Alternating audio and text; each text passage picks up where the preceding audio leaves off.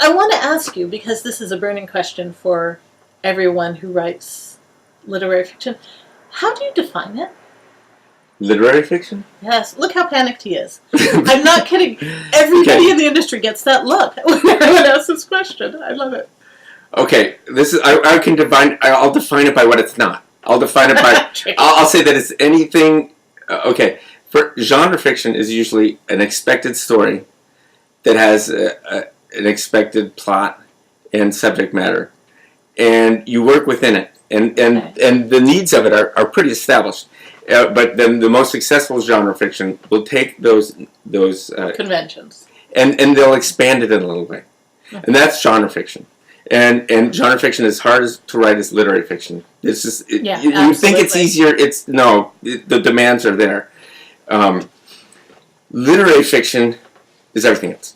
So, it could be like it could be a rambling sentence that never ends, or it could be about someone's internal life. It could be.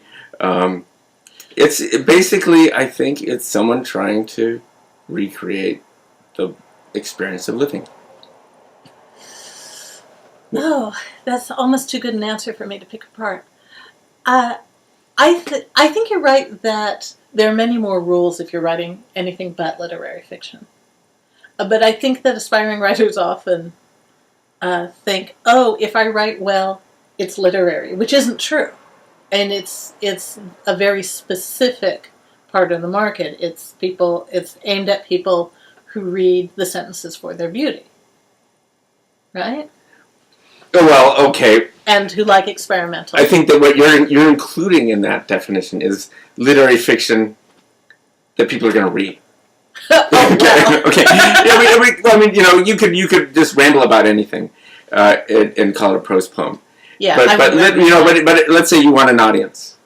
Oh, well, okay. Okay. So. Let's assume that the people watching want an audience. Yeah. I think it's a fair assumption.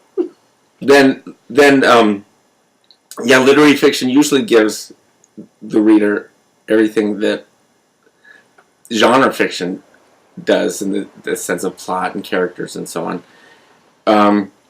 But it also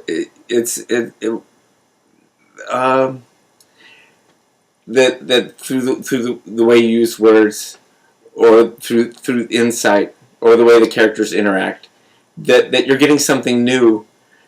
You're getting a new model of consciousness. Oh, that's a good way to think of it, I think.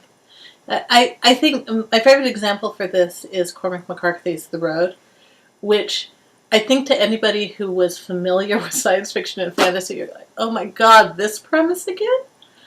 But it's written in a literary voice, which means that it is different, that there are slightly different insights, and that people who would never read science fiction, the kind of people who would hide it, behind other things they're reading, or put another dust jacket on it, and you people are out there, that they would read it because, oh, it's not science fiction, it's literature.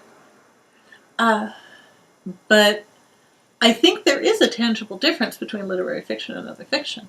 I think that you can look at a paragraph, I think if you read enough manuscripts anyway, you can look at a paragraph and say, oh, that's literary fiction and that's not.